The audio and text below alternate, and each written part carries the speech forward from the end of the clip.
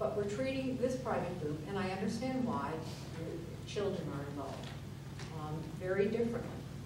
But you are a private organization, and in some people's eyes, it will be perceived as buying your way into this park. And we need to educate the public as to why that is not the case. Maintenance.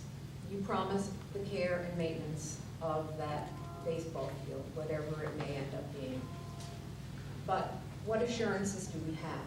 When the tennis courts were built, they were not built with town funds. But look where we are now. Those tennis courts are now, or at least up to now, have been on the town's dime. And you can see it has not worked very well. There was no fund for town maintenance, and yet I'm sure when they were put in, there were probably promises made that they would be cared for and maintained. And that has not been the case. And they have not been sustainable from the tennis players.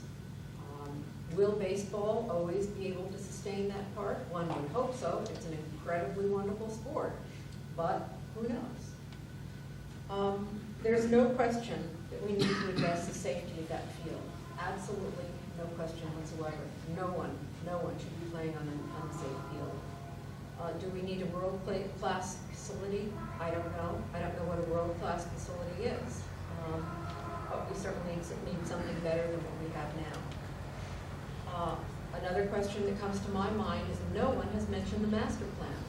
That people, many people in this town and outside of it, spent many hours looking at, preparing, and this council adopted.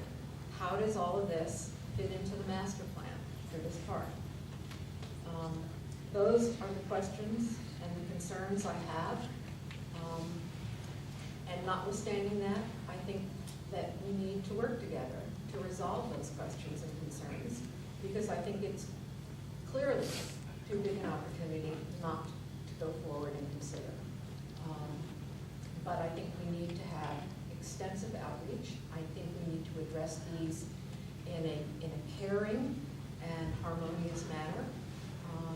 And I think we need to understand where we each stand and educate each other as to why they either are or aren't issues, and why in the balance it's a good thing to go forward when we do, if we do. First off, thank you for coming and making the presentation.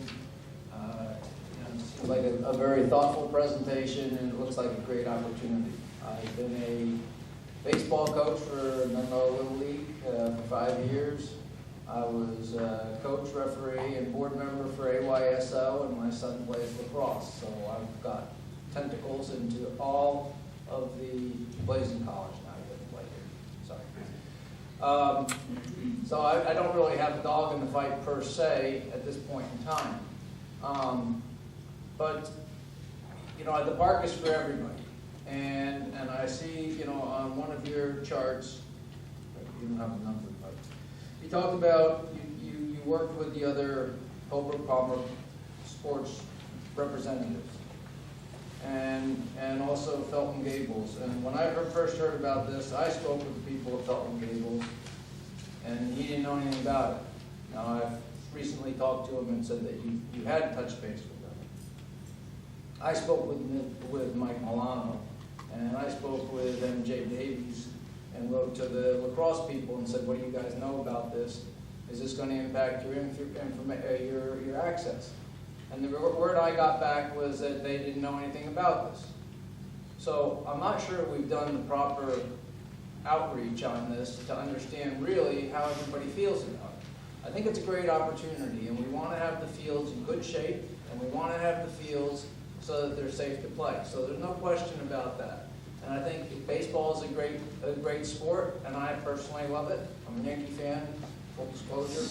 However, I want you to know, I don't think that we have addressed, the outreach. We have far more kids playing lacrosse, soccer. Soccer is the biggest sport that's being played right now. Lacrosse is the fastest growing sport in this state at this point in time.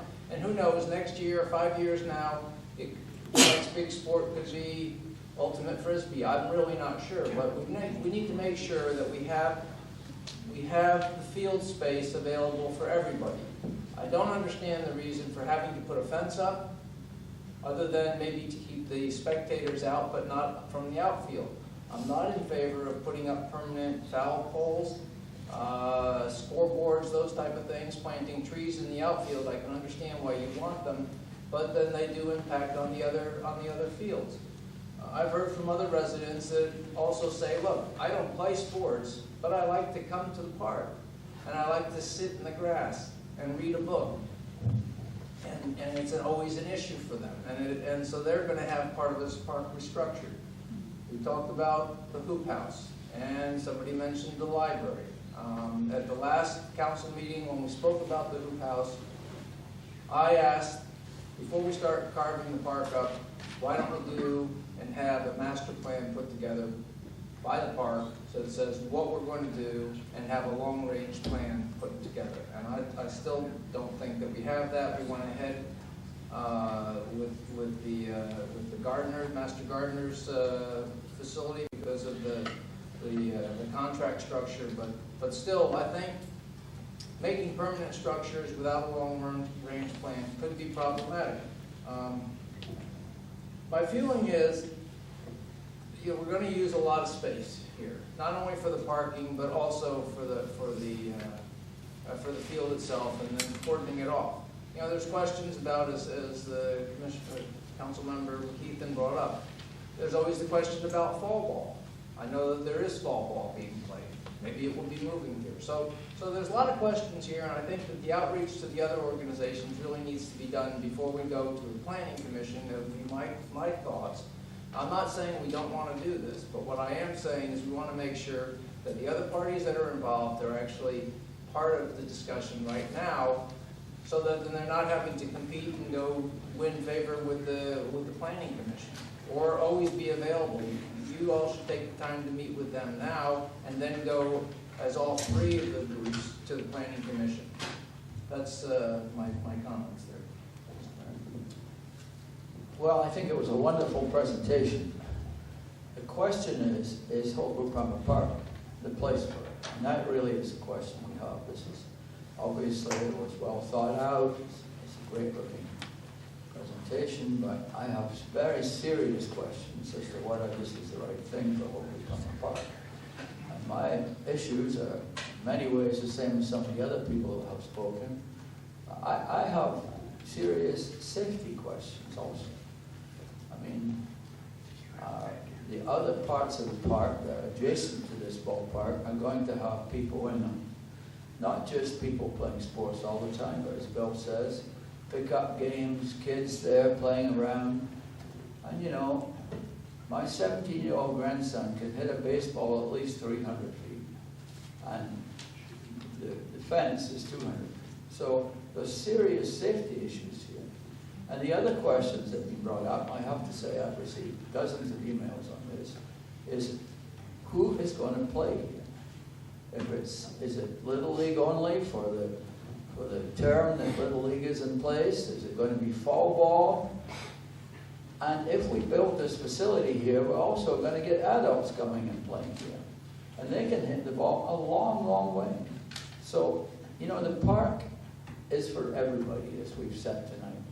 And I think that while we've many people here tonight that are baseball enthusiasts, and I'm certainly not against that baseball enthusiasm, we have to be very careful that we're not giving the feeling to the residents that this proposal is buying a piece of the park. And that's some of the concerns I've heard from residents, that if you have enough money, you can buy a piece of the park. And I don't think that's what we want to do. And I think that, I'm going to read a letter here that I got from one of the residents, and his wife represents my views. He says, I have 3 children below the age of 12, and I oppose increasing or modifying the Little League facilities at HBP. He says it is contrary to the HBP charter, which may or may not be the case. It serves a minority of town residents. And this is something I think we have to realize, that it is a minority of town residents. I'm sure it's a wonderful for the kids that are interested in baseball, but, you know, the kids that are interested in the other sports, and kids that just want to go to the park to play around there, and I think we have to consider them as well. It serves a special interest that would gain a legal right to control other park activities to protect its investments. Whether that's true or not, I don't know, but it's certainly something we have to get. The scoreboard would be a nice one. The park is already overcrowded at these events, causing families like mine to avoid the park during the noisy practices and games. We already feel marginalized by the current Little League activities. I agree with the sentiment of several Little League supporters. Atherton should do more to provide sporting areas for the activities of children. However, expanding the Little League activities at APP is not the appropriate venue. And I think that some of these things we have to take into account. I mean, we have to determine what is going to be played. Is it Little League only? Or is it going to be Little League, fall ball, adult leagues? I mean, the minute you build a facility like this, it's going to become very, very attractive to other people. So my view on this is simple. I don't think it should go to the Planning Commission at the present time. I think there needs to be a whole lot more work done in the outreach programs with the other people who use the park.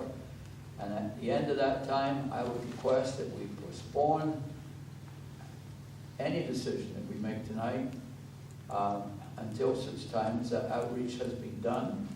And then at that point, we come back as a unified group of the sporting interests in Atherton with a joint proposal that everybody agrees to. So those are my comments.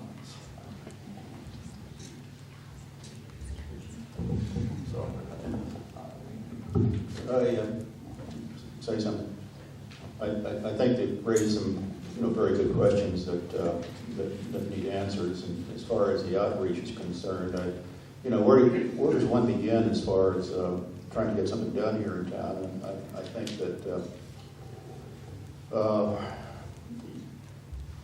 it's easy to sit here tonight and be critical that they didn't talk to this person or that organization, and maybe there was the ball was dropped in some cases, but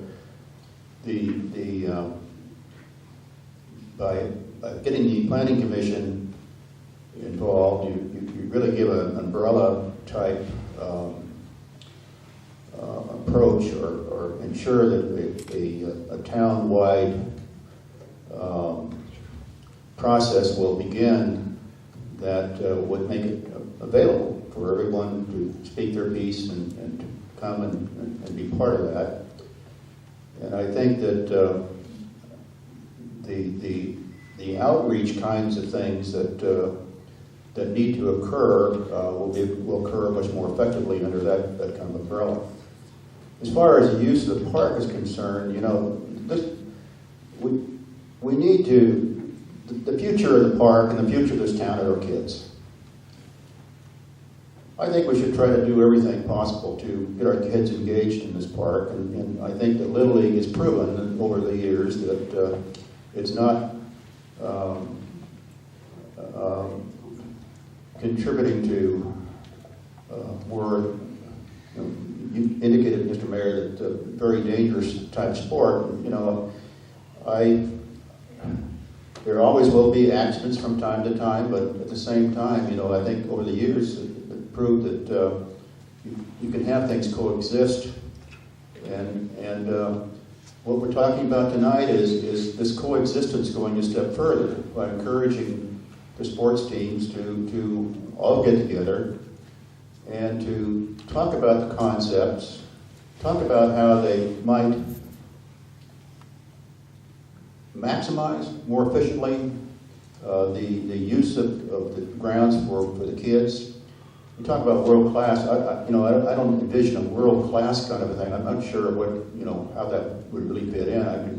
I envision a much more improved setup. But let's forget the world class idea.